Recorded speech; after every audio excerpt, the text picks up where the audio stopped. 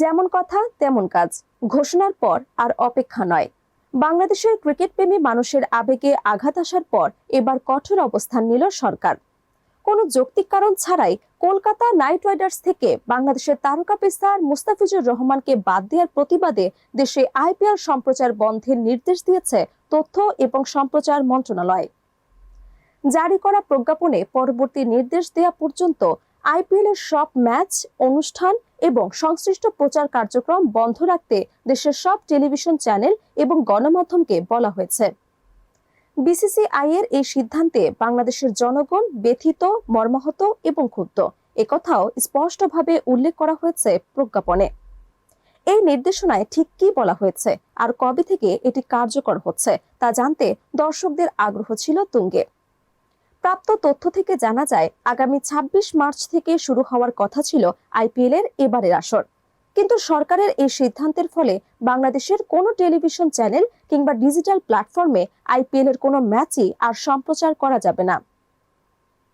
এর আগের দিনই তথ্য এবং সম্প্রচার উপদেষ্টা গণমাধ্যম কর্মীদের সঙ্গে কথা বলেছিলেন। তখন তিনি জানান, বিষয়টি সরকার অত্যন্ত গুরুত্বের সঙ্গে দেখছে এবং আইনি দিকগুলো খতিয়ে দেখা হচ্ছে।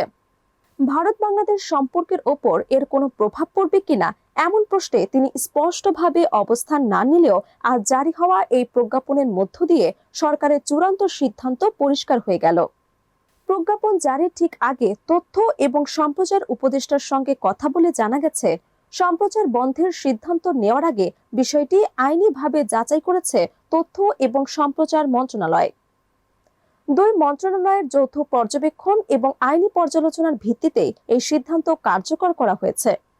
যদিও আনুষ্ঠানিকভাবে প্রজ্ঞাপনটি জারি করা হয়েছে। উল্লেখযোগ্য বিষয় হলো, প্রায় ৯ কোটির বেশি টাকায় দল বদলের পরও কোনো ব্যাখ্যা ছাড়াই মুস্তাফিজুর রহমানকে কলকাতা নাইট রাইডার্সের স্কোয়াড থেকে বাদ দেয় বিসিসিআই। এই সিদ্ধান্ত সামনে আসার পরপরই দেশ জুড়ে শুরু হয় তীব্র প্রতিক্রিয়া। সামাজিক যোগাযোগ মাধ্যমে ক্ষোভে ফেটে পড়েন সাধারণ ক্রিকেট প্রেমীরা। যুব এবং ক্রীড়া উপদেষ্টা প্রকাশ্যে এই সিদ্ধান্তের প্রতিবাদ জানান এবং স্পষ্টভাবে আইপিএল সম্প্রচার বন্ধের আহ্বান জানান। তারই ধারাবাহিকতায় আজ সরকারের পক্ষ থেকে এই প্রজ্ঞাপন জারি হলো। সব মিলিয়ে আজ শুধু একটি ক্রিকেট টুর্নামেন্টের সম্প্রচার বন্ধ হয়নি, বন্ধ হয়েছে কোটি কোটি মানুষের আবেগে আঘাত দেওয়ার একতরফা সিদ্ধান্তের প্রতি নীরবতা। মাঠের বাইরের এক সিদ্ধান্ত যেভাবে মাঠের ভিতরের লড়াইকে ছাপিয়ে গেল, তাতে স্পষ্ট ক্রিকেট শুধু খেলা নয়, এটি একটি জাতির অনুভূতি।